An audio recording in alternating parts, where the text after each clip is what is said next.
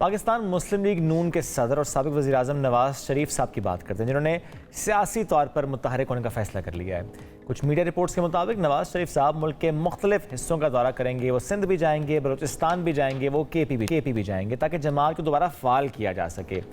और ऐसे में जब हम बात करें कि मुख्तलिफ सूबों में वो जाएंगे और आवाम को मुतहरिक करेंगे, जिसमें ज़ाहिर है उनका पूरा शेड्यूल सामने आएगा, इसमें पंजाब भी शामिल है, इसमें बहुत सी उनकी मुलाकातें भी तय हैं। और कुछ वज़रा ये राय रखते हैं कि गुज़श्ता माह लाहौर में मुस्लिम लीग नून की जो सीनियर क़यादत का इजलास हुआ था, उसमें जमात को निचली सतह पर दोबारा मुनज़्ज़म और फ़ाल करने का मंसूबा पेश किया गया, जो कि अच्छा मंसूबा था। और उसी के पेश नज़र नवाज शरीफ साहब अब इसकी ख़ुद निगरानी करेंगे। अच्छा, इसके साथ साथ ये भी कहा जा रहा है कि मुल्क भर में रैलियाँ भी निकाली जाएंगी मुस्लिम लीग नून की तरफ से। और हाल ही में हमने देखा भी कि मुस्लिम लीग नून की अगर हम बात करें तो ज़ाहिर है, जैसे हम सब देखते हैं कि शहबाज शरीफ साहब मरकज़ी हुकूमत में हैं, उनकी नवाज शरीफ साहब की बेटी मरीम नवाज साहिबा पंजाब हुकूमत में हैं, CM हैं, और बहुत से जो अहम मामलात पर फैसला साजी है उसमें हम देखते हैं कि जमात जो है समटाइम्स ये देखते हैं हम कि कुछ अरकान राय रखते हैं कि हमें उस तरह से शामिल नहीं किया जाता। अब नून लीग का बेसिकली जमात के तौर पर क्या मंजरनामा एक तरह से होगा, क्या स्ट्रक्चर होगा, क्या चेंजेस होंगी, इस हवाले से बात करते हैं। हमारे साथ इस वक्त मौजूद हैं मारूफ सहाफ़ी हैं, तज्ज़ियाकार हैं आमिर ज़िया साहब। आमिर साहब, बहुत शुक्रिया प्रोग्राम में ज्वाइन करने के लिए। आमिर साहब, ये अब जो कहा जा रहा है कि नवाज शरीफ साहब मंजर आम पे आएंगे, पार्टी के मामला संभालेंगे और जिस तरह से विजिट्स करेंगे डिफरेंट सूबों का, इसको आप किस तरीके से देखिए? क्योंकि हम काफ़ी टाइम से सुनते आ रहे हैं नवाज शरीफ साहब बस आ गए और अब पार्टी की क़यादत संभालेंगे, मीटिंग्स कर रहे हैं, इजलास कर रहे हैं, ये बातें हम सुनते आ रहे हैं, लेकिन प्रैक्टिकली हम कुछ देख नहीं पा रहे। तो क्या अब प्रैक्टिकली हमें कुछ नजर आएगा इन नियर फ्यूचर? मुझे बड़ी दिलचस्प बात है सब्बीन साहिबा के भी शुएब जो कह रहे थे कि मुतहर्रिक होंगे दोबारा, तो सवाल ये उनके चाहने वाले करते हैं कि वो मुंजमद क्यों हो गए थे, क्या वजह थी कि नवाज शरीफ साहब मुंजमद थे, और वो दोबारा अगर मंजरनामे पे आ रहे हैं तो पस मंजर में क्यों चले गए।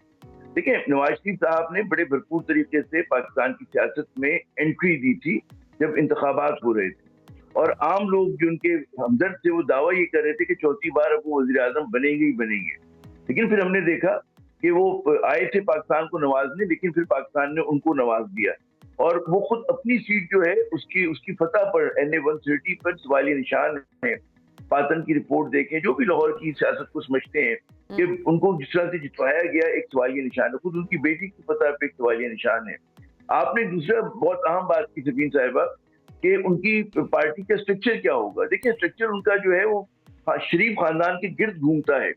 आपने सिर्फ नाम लिया भाई का कि वो वजीर आजम है और जो उनकी साहबजादी हैं वो वजीर आला हैं, उनके समधी जो है वो नायब वजीर आजम है। बिल्कुल। और इसी तरह उनके जो मतलब है कि वो लोग जो आप समझे ना कि बहुत ही करीबी रुफका हैं, वो जो है मतलब मुख्तलिफ जगहों पर होते हैं, और इनका हमेशा से अंदाज यही रहा है कि अपनी काबीना तक से मुशावरत नहीं करते थे, बल्कि काबीना में काबीना चलाया करते थे। जो किचन कैबिनेट होती थी उस पर कहीं भतीजा भी होता था, कहीं और भी भांजा भी होता था, फला भी होता था।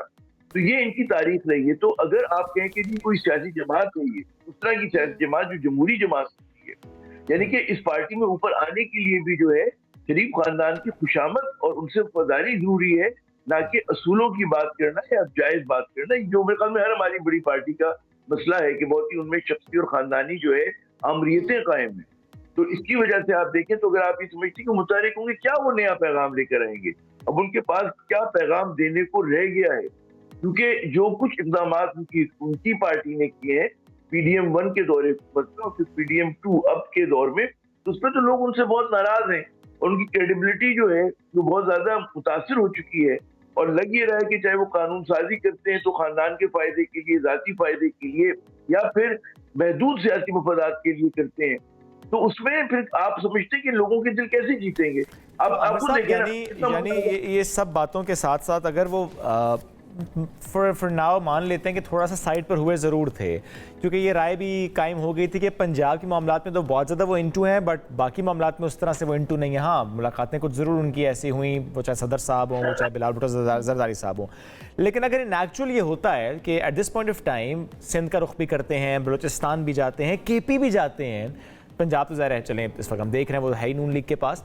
अब ऐसे में अगर वो जाते हैं, जलसे करते हैं, रैलियाँ निकालते हैं, आवाम से कनेक्ट होते हैं, क्या इम्पैक्ट क्रिएट होगा पाकिस्तान की सियासत में इसका? अच्छा, मैं इम्पैक्ट से पहले एक बात आपसे करूं कि अंडरस्टैंडिंग है पीपल्स पार्टी के साथ कि वो सिंध में नहीं आएंगे। ये मुझे नून लीग के जो यहाँ के लोग हैं सियासत सिंध की, उन्होंने मुझे बताया कि सिंध उन्होंने, क्योंकि अगर वो सिंध में आते हैं, चाहे वो देही सिंध में आए, शहरी सिंध में आए, तो उसमें पीपल्स पार्टी से इनका जो है एक वो होगा, टाकरा होगा, और अभी इनको पीपल्स पार्टी की मदद की और सहारे की बहुत जरूरत है। तो आप बिल्कुल ये चीज अच्छे। फिर दूसरी बात है, आप अगर रैली करेंगे, जुलूस करेंगे, तो क्या उन जुलूसों और रैलीज के लिए भी 40 नुकात शरायतनामा होगा या नहीं होगा, वो हम ये जानना चाहती है। क्या वो रैली भी 4 बजे शुरू होकर 7 बजे खत्म होगी, ये भी एक सवाल है। क्योंकि क्या ये इसलिए है कि पीटीआई का जलसा हुआ? क्या ये काउंटर है उसका कि दिखाना है कि हमारे पास भी पावर है? देखिए, जब हुकूमत के पास ताकत होती है, पैसे वैसे खर्च करके बसें भर के ले आते। कोई देखिए, यहाँ पे हर पार्टी एक मजमा जमा कर सकती है। मजमा लाना बात नहीं होती है, बात ये होती है कि उसकी अखलाकियात क्या है, लेजिटिमेसी क्या है। इस वक्त नून लीग जो है अपने लोएस्ट स्टेप पर है। पाकिस्तान पीपल्स पार्टी डैमेज नहीं हुई इस पूरी सूरत हाल में, उनका जो किला है बड़ा मजबूत है और उन्होंने अपने आप को एक्सपेंड किया है। नून लीग अपने पंजाब जो उनका गढ़ हुआ करता था, वहां पर वो कहते हैं रस्सियों पर है, they are on the ropes. और इस बात के साथ पूरे शरीफ खानदान को है। वो जिस तरह से जीते हैं उसको जीत आप नहीं कह सकते। उनकी जीत के ऊपर हर आदमी, उनकी पार्टी के लोग सवालिया निशान उठाते हैं कि जी कैसे जीत गए, मतलब है। तो ये चीज है जो वो आप भी जाते हैं, उनके पास क्या बात होगी कहने को। वो पिछले 40 साल से मुतहरिक हैं।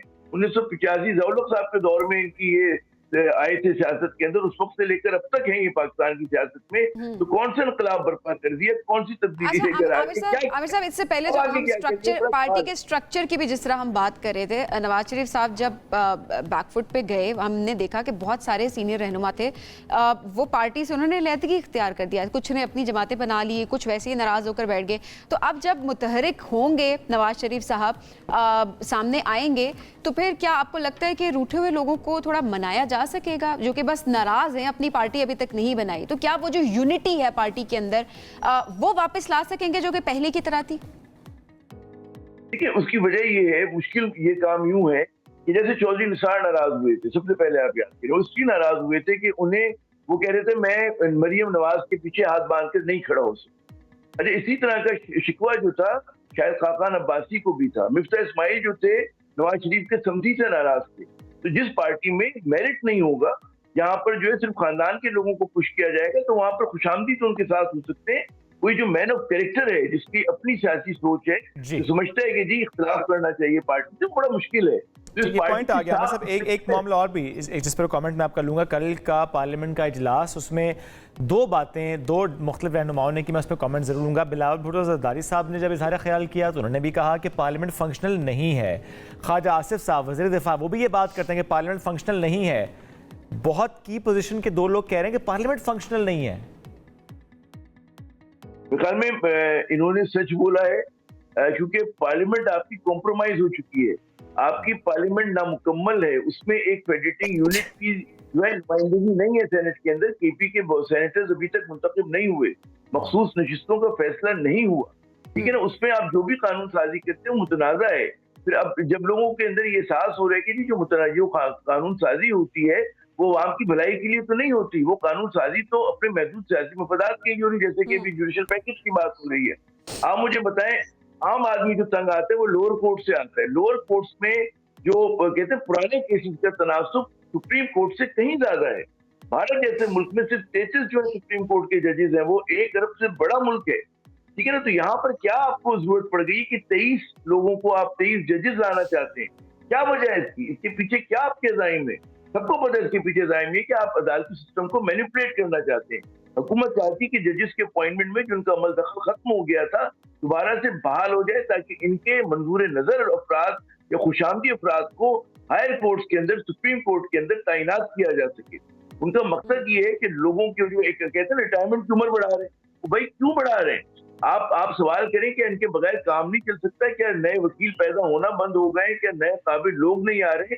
क्यों इसके ऊपर जो है, तो ये सारी चीजें जो इनकी मज़ाक़ा खेज है और पाकिस्तान की सियासत को मजीद प्रोटाइज कर रही है और उसके अंदर महादाराई बढ़ा रही है। ये जो आप डिवीजन की बात कर रहे हैं, ये तो एक बहुत अहम बात है, और अवाम भी यही बात करिए कि जब आप हर वक्त हम यही देख रहे होते हैं कि पार्लियामेंट में किस किस्म की गुफ्तगू की जा रही होती है, किस किस्म की एक तरह से एक दूसरे पर इल्ज़ाम तराशी हम देख रहे होते हैं।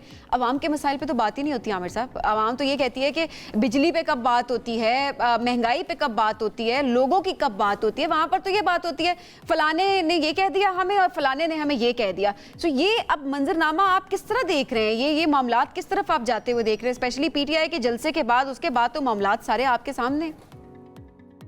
तबीन आपने बिल्कुल सही फरमाया।